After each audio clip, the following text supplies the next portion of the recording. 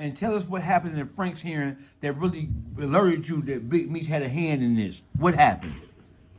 Well, CS1 Tammy Collins testified that she became a government informant to give the Meech Slinger a time cut. And we said, whoa,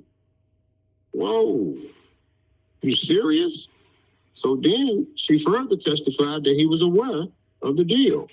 Special Agent Keith Cromer testified that Flannery was aware of the deal. Flannery just wanted to make sure that his name wasn't in any court documents.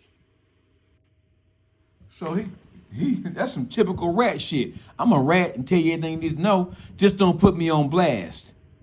Yeah, man, listen, man, this shit's simple, man. This shit ain't that complicated, man. This nigga called me in 2013, a nigga called me. Yo, bro, what up? Yo, check this out. I got some good people, man. Yo, I got to get off this joint. Holla at Tammy. Let's get it. Right. And so that's how it started.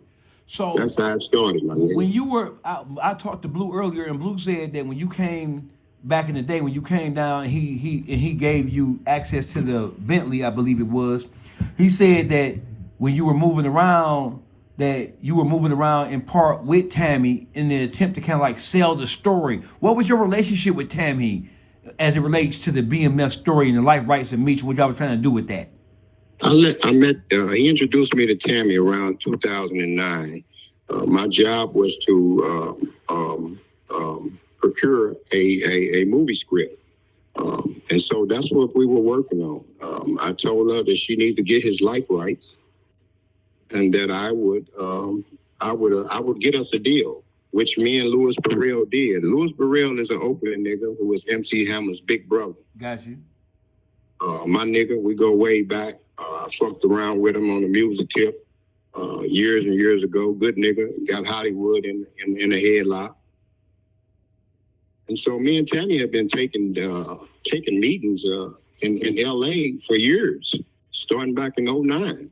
So we had nothing to do with any drugs, anything. It was perfectly legal. As a matter of fact, all of it is documented in the case, in the paperwork. Got you. So let's get back to Blue in the Blue Bentley Coupe. Okay. So when I come to town, I run into the homie, Lil Blue. I grab the car, and so I'm moving around. But before that, the nigga Meech sent another Mexican at me that was a government informant, confidential source. I didn't know that the nigga was bad, but when I meet him, he rubbed me the wrong way. You feel me? Right. And so I bag up both of them. But come 2018, when we get the discovery, I find out that he was an agent. And that a confidential source had introduced us to. Who introduced me to him? Nobody, nothing other than Big Meech. Nothing came out of that because he rubbed me the wrong way. He got to talking about who caused this, man. Is it paid for? So it just rubbed me the wrong way. Right. I didn't think he was a police or anything. I didn't think he was a police, but he was just weird. You feel me? Right. Asking weird questions. Fast forward to 2018. Got you. Fast forward to 2018. That's in the DEA 6 reports that a confidential source introduced me to that confidential source. Who was the confidential source? It can only be one person. The person who introduced you to him, and you know who introduced you to him. Yeah. So let me ask you a question, Cuffy. Why do you think, and this is an obvious question, and it may be a slow question for me to ask you, but I have to ask you nevertheless. It's part of my due diligence process, right? Why do you think that it is so hard for people who understand that these type of things happen every day inside the game? Why do you think they're having such a hard time grasping or understanding or accepting the fact that Big Meech didn't want to do that motherfucking 30 years? Listen, man, you have to understand this generation. You have to understand this generation. Most of these niggas, they got a mentality. He didn't tell on me. You feel me? You got niggas running around in every city now. This generation here running around with rats because they got a bag. You know, you feel me? I've lost 30-year partners some Detroit niggas, I ain't gonna say their name, you understand, who told me, yo, man, the homie was, yo, Cuff, man, the homie was trying to get the Mexican. He wasn't aiming at you. I'm like, nigga, what? You telling me that the homie was trying to tell on the Mexican, and that's cool?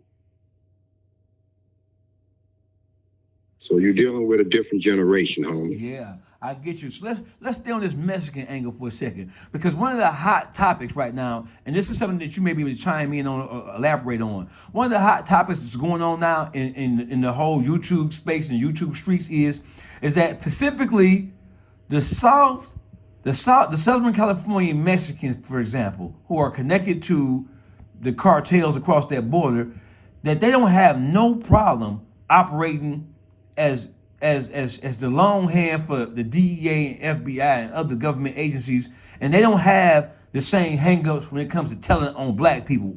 So in short, they saying these Mexicans in South LA, they hate niggas and they set niggas up, and it's not against their own constitution to tell on niggas and give niggas up as long as they giving their own up. Do you know anything about that? Have you heard anything about that? Well, I've heard rumors of that, but not in the essays that I've ever dealt with. Okay. I've heard rumors that it's in their bylaws. As long as you don't tell on the essay, it's not telling. But I don't know anything about that, and I've never dealt with no essays like that. Got you. I got you. So what do you want to say to the people who are still the staunchest defenders of Meech, even in the face of all... No. Back up for a second, bro. Let me just clear my head for a second. Why do you think Big Meech has not raised his voice to speak up for himself and to clear his own name? Why do you think he's using all these proxy niggas to come up and stand up and try to argue for him instead of standing up himself and answering this shit for himself? Hey, dog. Check this out, homie. This shit is indefensible. You feel me? This shit is indefensible, homie. So this is what I told my crew and all the fellas that I rock with. I told them that the nigga was going to have to hide Tammy Collins. And at any point that he fell out with her, because she's attention hungry, at any point that he fell out with her, that she would spill on him. You feel me? Right. And this is what we have coming to fruition right now. Right. You understand what I'm saying? So this shit is indefensible, homie. All right. I if you feel the same way I feel, this nigga's an ungrateful nigga. You feel me? Right. So this shit is indefensible, homie. Right. So how do you feel about people like Lil Meech and the Sosa guy, like trying to attack your family name and directly trying to go at your people, at your blood? How do you feel about that? It's a deflection. You know, I have no comment on these guys. Sosa's a worker. I don't know his son. I remember being around his son when he was first born. I know his mom, Tyra, but I don't know the kid, you understand? But, you know, they trying to fight for their brand. They trying to savage this BMF shit, homie. This is how they make their living. This is how niggas is getting in the clubs still to this day. This how niggas fucking, you feel me? They trying to savage their brand, homie. And you don't have men anymore. So the silence only says complicity. You feel me? Mm-hmm. I get you. I understand. Yeah. So man, I got to get off this joint, man. It's been a hamdulillah, man. All praise to Allah. I thank you, man, because it ain't many of us left, dog. Yes, sir. You feel me? Yes, sir. It ain't many of us left, man. Absolutely. Alhamdulillah. Ain't many of us left, man. Yes, sir. So I thank you, man. Hit this line if you need me. You feel me? I got you. It's been an honor and a privilege, brother. Salute. Nothing but love. Salute.